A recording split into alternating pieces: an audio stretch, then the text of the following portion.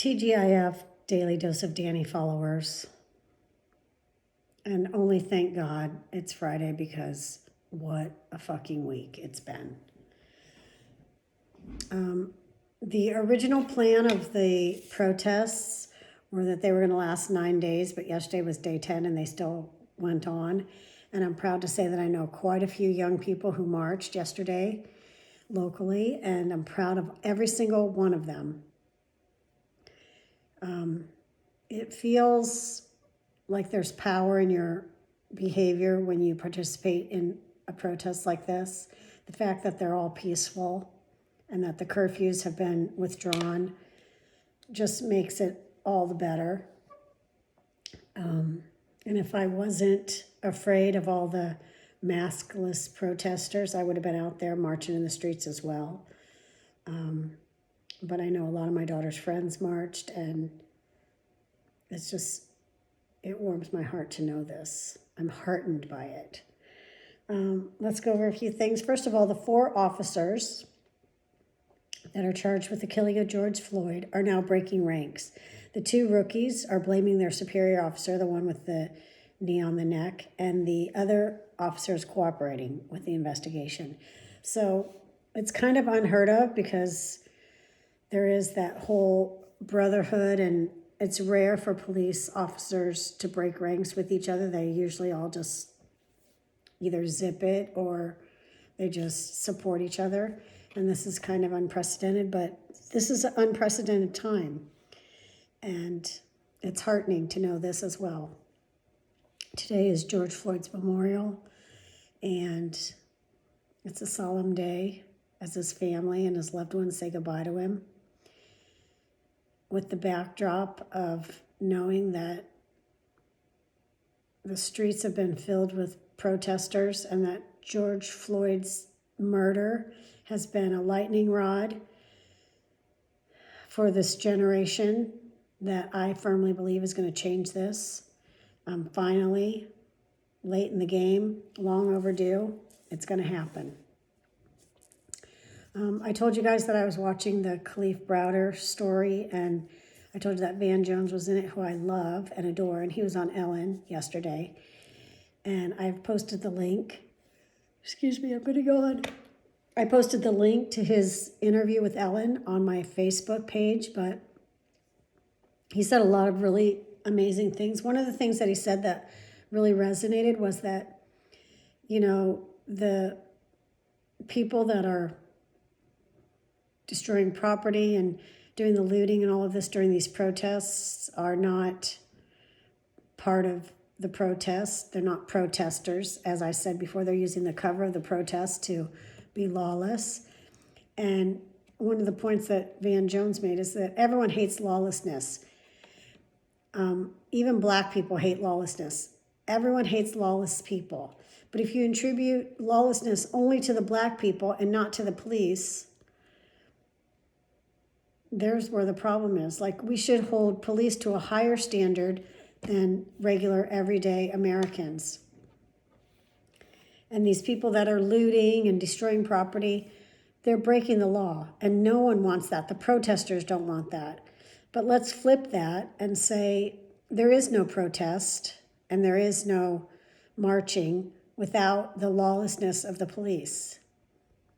And that's basically what he said. You guys can listen to it, because I'm paraphrasing him, and I don't want to paraphrase him. I want to quote him. He's amazing. He's thoughtful. He's brilliant. I just have a major crush on him. I've had a crush on him for a long time. Anyways, so that's happening, and please watch the video clip on it. Van Jones on the Ellen Show. I'm so sorry that I'm yawning. I actually got plenty of sleep. I went to bed at midnight, but I woke up at 6:30, which actually that's not plenty of sleep. That's 6.5 hours, and it was a restless night. But then my lawn guys came at like 7:30, and they were using lots of equipment right outside my window. So from 6:30 to 7:30, even though I tried to go back to sleep, I couldn't really. And then I think I finally fell asleep at like 8:30, and I got up at 9:20. So, it was kind of a shit show and not a lot of deep, continuous sleep. So I'm probably going to be yawning today, but it's Friday and that's okay. There was a 75-year-old man that was protesting. I've read so many articles this morning. I think it was in Buffalo, but if I'm wrong, I'll correct that once I read exactly where it happened.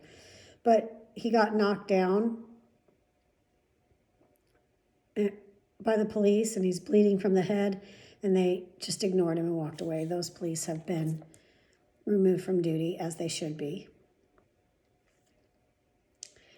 And there's a lot of things being said about how we can reform the police departments. Well, the biggest reform is to do away with the use of force, excessive use of force, and retraining and de-escalating, and, try to have the same set of rules for all apprehended and suspicious people. There's a video that's been going around of a white man who literally has like a machete and is going up against the police, and they're de-escalating it. He didn't get shot. He eventually got arrested, but there was no excessive use of force, and that's racist as fuck. I saw D.L. Hughley on the Daily Show, and he was saying that the people's opinion and fear around black people is mostly imagined and in their head. And he said, as a black man, I'm afraid of the black man that they've imagined. That black man that they've imagined is scary, but it's not rooted in reality. And I think there's probably a lot of truth to that. And that's a frightening commentary. And I know there's plenty of people in law enforcement who have decided to retire early, or who have, left their branch of law enforcement because of the body cams, and they feel like they're being recorded, and they are being recorded. They don't feel like it. They're being recorded, and they don't want that kind of oversight. And I have a question for you. Why not? What are you afraid of? Like, if you're actually doing your job and to protect and serve, that's what you're supposed to do, protect and serve. It's not rough up and arrest. And a lot more of that goes on. And I have already spoken on previous vlogs about the old Costco syndrome, where you go to Costco shopping and you think everything's like normal size because everything in Costco is oversized, and you get to your car and you have you can't fit the groceries in your car because you purchased things that you thought were normal, like toilet paper and paper towels and beer and bread, and it turns out that you got 70 rolls of toilet paper and 80 rolls of paper towel and a 77 pack of beer and 62 loaves of bread. But in Costco, it looks normal next to all the other Costco things. Well, I think this is a theory in policing as well. You have seen a lot. You see a lot because there's a lot that goes on in our communities, especially if you live in a city that has a predominantly or designated neighborhoods of color. And in those neighborhoods, you see a lot of, people on the streets and young black men that are quote unquote in gangs or selling drugs, or things that happen in neighborhoods, in poverty-stricken neighborhoods where people, I already spoke, once you have a record, like it's hard to get a job, and, a lot of things happen in these neighborhoods because of systemic racism. And potentially you see the same offenders over and over and over again. And if you're in law enforcement, this is one of the excuses I've heard, like, you're in law enforcement and this builds up, it builds up. It's like you constantly are seeing the same types, quote unquote, types of people committing the same types of crimes.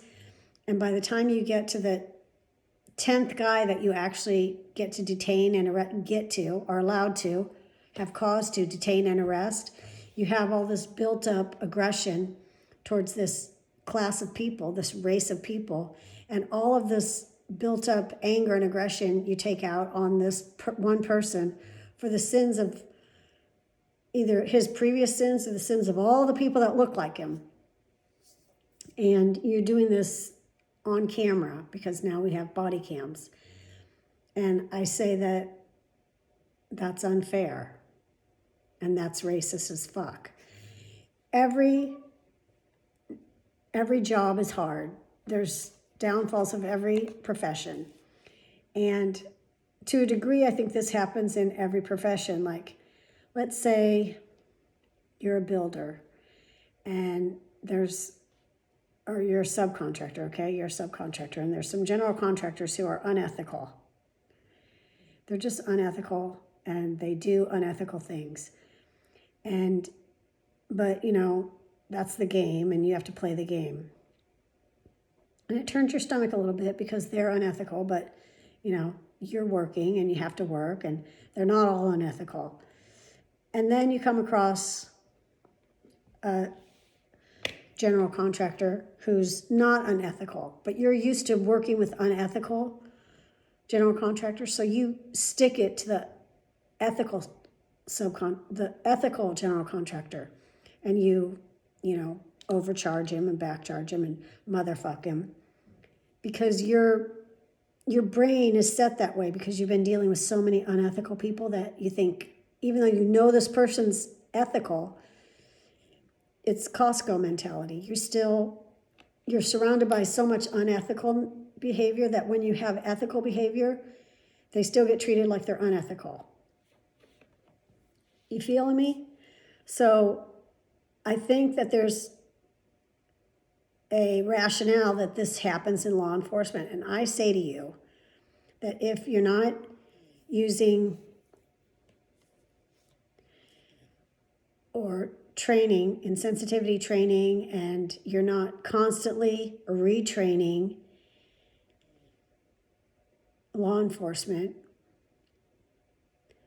then you're going to come up against this time and time again. And the onus is on the police force and law enforcement to train their members, because protect and serve is written right on the side of the vehicles. That's their main job, protect and serve. You're not protecting or serving when you're abusing and murdering and excessively using force and putting down and keeping down entire segments of our population. So I don't know if you guys got what I was saying or if it even makes sense. But if you don't want to get some sensitivity training and you don't want to change the way that you've been behaving and you don't want to right the wrongs, then I don't think you belong in law enforcement. And you don't get to use the excuse like, I've seen it all and I'm just sick of it. And, you don't get to be sick of it. That's not in the job description. You don't get to be sick of it. You don't get to be sick of anything. You need to be protecting and serving. And those two things sound peaceful to me. Protecting and serving sound peaceful. They don't sound violent. So they're saying that one of the solutions or one of the things that should be enacted besides the de-escalation training and the sensitivity training is that we should have more police, more officers. It should be better funded so that you can root out these officers that are clearly racist and are clearly burnt out on the job and clearly have this issue with anger the reason some of these people stay on the force is because there's no one to replace them, and you can't have a diminished police force because their job is to protect and serve. Anyways, I'm going to get off that right now because I'm probably babbling and I sound like a ding-dong. I see that the NFL players recorded a video. And all I can say to that is really, ? #cap. Really, ? #cap. With a K, cap, Kaepernick. Really, ? #Kaepernick. suck it. It's a little too late. The NFL is so goddamn racist and so freaking oppressive and so white and so disgusting. And they took several of their own and they just fucking threw them under the bus and they motherfucked them from one end to the other. Now you all want to stand together for asking for peace? I say disband the whole fucking organization and rebuild the bitch from the ground up. And let's have African Americans represented on an equal footing as all the white people. And I say start in fucking Dallas. Okay, that's it. Tomorrow, my firstborn daughter turns 19. Happy birthday, Grace. She's my 661, June 6, 2001. No party for Grace. She's turning 19. It's not a milestone. We just had a graduation. So she had a sweet 16. She had an 18th birthday. I'm burnt out on birthday parties right now. We're going to celebrate her. I got her gifts and shit, but it's not going to be a national holiday like she likes it to be. My girls went to Bethel Baptist preschool. It was some great years of learning there. Both girls went. And they both had Miss Jackie as their teacher. And she's retired. And she just had her birthday yesterday. So there's like a drive-by retirement / birthday party on Sunday. And I feel like we should drive by. Those are the formative years. My girls couldn't wait to go to preschool. They both were just like getting themselves potty trained in a hot minute because you had to be potty trained to go to preschool. So they were both under 3 when they started, 2 years and like 8, 9 months old. And they stayed until kindergarten. So it was a good few years. They learned a lot and I love those people. It's not even called Bethel anymore. I think it's called Cross Point. Not sure it's on Gurnville Road, but we're going to celebrate Miss Jackie. Her daughter, Miss Julia, is organizing the whole thing, another great teacher. So I think we're going to try to drive by on Sunday. It'll be fun. So tomorrow in Sonoma County, the malls and hair salons are opening. And I question this because cases are 100% rising, especially in Sonoma County. There's tons of suspected COVID cases in the hospitals, something like 66 or something like that. And literally 2 weeks ago, it was like 24. So I'm worried about opening the hair salons and the malls, although I get it, people are ready for that. They're saying the rise in the cases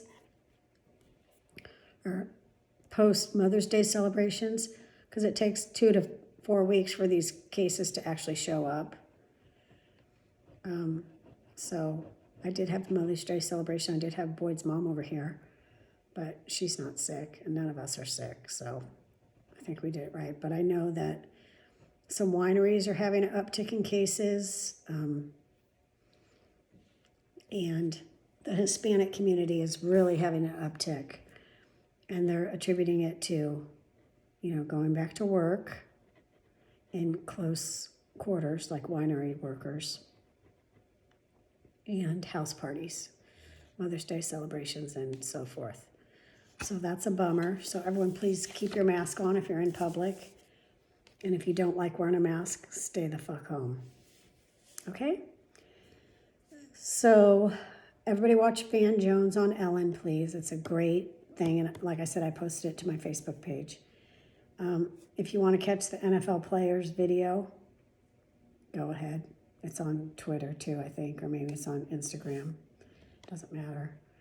And yesterday I recorded a whole thing and I played Bruce Springsteen's song American Skin, but copyright laws it muted my video. I guess Bruce has copyrights on his music, as he should. He's an artist, and I broke those laws on Facebook.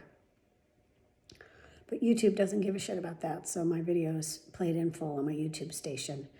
So if you want to look at me on YouTube, you can do that and hear the whole song. And that's really it. 19 minutes and 51 seconds in. I'm going to wish best of luck to my mother-in-law. Her dog is in the vet. He's been sick for like a week, But I think Matisse is going to be okay. He's had some vomiting, but they've ruled out everything that's serious. So Matisse is going to be all right. And this is important because she lives alone and Matisse is her companion. And God forbid anything happened to Matisse. That would be horrible. So I prayed for Matisse last night and I think he's going to be all right. So that's my daily dose. It's Friday. It's beautiful outside. I'm going to go swim some laps, do some exercising, write my last 3 graduation letters and get them in the mail. And that's it, I think. Everyone take care of each other. If you're healthy and there's peaceful protests going on in your town, I encourage you to participate. I wish I could. I want to. It just would make me feel so good to be out there marching. But I just don't feel like it'd be the smart thing for me to do. I am getting my CT in my chest on, I thought it was on Monday. It's actually on Tuesday at 3 o'clock. So let's find out what the hell's going on with my lungs, okay? And then we can feel better about me being out there in the world. All right. I wish you all the best. And again, take care of each other. Daily Dose of Danny, TGIF. Love you. Bye.